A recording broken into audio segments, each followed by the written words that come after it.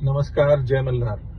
सध्या बारामती येथील वैद्यकीय महाविद्यालय, ज्याला पुण्यश्लोक अहिल्यादेवी होळकर असं नाव देण्यात आलेलं आहे, त्याचं नाव पुन्हा बदलून आपल्या सर्वांचे लाडके आणि महाराष्ट्राचे उपमुख्यमंत्री स्वर्गीय अजितदादा यांचं नाव देण्याचं सध्या चर्चा माझ्या कानावर आली. मला आपल्याला या माध्यमातून हेच सांगायचं आहे की अजितदादा हे नेहमीच धनगर समाजाच्या बाबतीत अत्यंत पॉझिटिव्ह होते. समाजाशी निगडीत जे काही प्रश्न होते ते सोडवण्यासाठी दादांनी नेहमीच पुढाकार घेतला आणि त्याचं एक उत्तम उदाहरण म्हणजे वाफगावचा किल्ला. मोजून 3 दिवसांमध्ये दादांनी त्या वाफगावच्या किल्ल्याच्या संवर्धनाचा मार्ग मोकळा केला आणि सतत त्यासाठी कुठलीच अडचण येणार नाही याच्यासाठी दादा नेहमीच सहकार्य करायचे. आणि अशा अनेक प्रश्न असतील. अनेकदा मी दादांना भेटलो. दादांनी नेहमीच वेगवेगळ्या प्रश्नांच्या बाबतीत सहकार्याची भूमिका दाखवली. सगळ्यांना सोबत घेऊन, सर्व जातीपातींना एकत्रित घेऊन, जातीपातीच्या पलीकडे जाऊन काम करणारं हे एक नेतृत्व होतं. पण दुर्दैवानं त्यांचं मागच्या महिन्यात निधन झालं.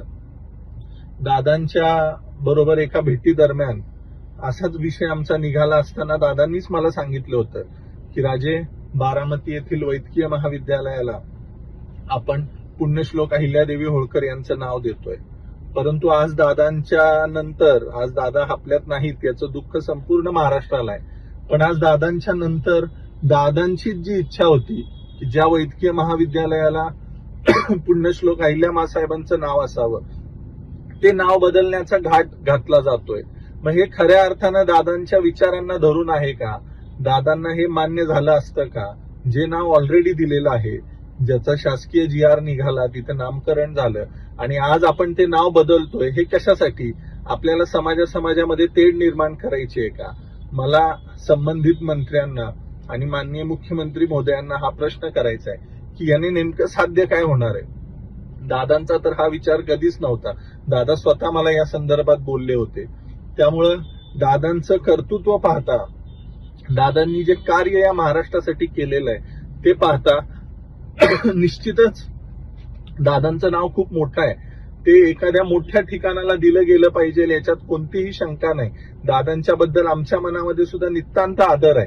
त्यामुळं आपण पुण्यात जे नवीन विमानतळ होतंय, जे येणाऱ्या काळामध्ये आंतरराष्ट्रीय दर्जाचं विमानतळ होईल पुरंदरचं, त्या विमानतळाला आपण माननीय अजितदादांचं नाव देऊ शकतो. इतकंच न करता ज्या बारामतीचा विकास अजितदादांनी इतक्या मोठ्या प्रमाणात केला, त्यांच्या पूर्ण कारकिर्दीमध्ये बारामती एकदम सुजलाम सुफलाम केली, अशा बारामती शहराला आपण अजितनगर असं नाव देऊ शकतो. अनेक पर्याय आपल्याकडे आहेत. माननीय मुख्यमंत्री, इतर सर्व मंत्रिमंडळातील सदस्य हे सगळेजण मिळून ठरवू शकतात. जर अशा पद्धतीने नामकरण जर आपण केलं, एअरपोर्टला जर नाव दिलं, तर निश्चितपणे दादांचं नाव हे आंतरराष्ट्रीय लेवलला अजरामर होईल. त्या मोठ्या स्केलला लोकांच्या पर्यंत ते नाव पोहोचेल आणि खऱ्या अर्थानं ती दादांना श्रद्धांजली असेल. असं दिलेली नावं बदलून, वादविवाद निर्माण करून समाजामध्ये तेढ निर्माण होण्याच्या पलीकडे काहीच होणार नाही. आणि मला खात्री आहे की दादांनी असं कधीच केलं नसतं, की दादांची इच्छा कदापि नव्हती आणि आमची कुणाचीही नाही.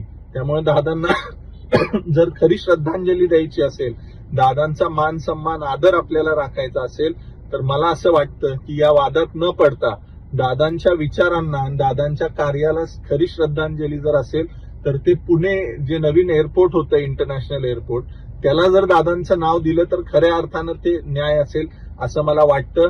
आणि मी सर्वांना या माध्यमातून विनंती करतो की ह्याच्यामध्ये कुठलंही पक्षीय राजकारण न आणता, वादविवाद न करता अजितदादांचा मान सन्मान कसा वाढवता येईल आणि कुठलाही वाद निर्माण नाही होणार याच्यासाठी आपण प्रयत्न करूया.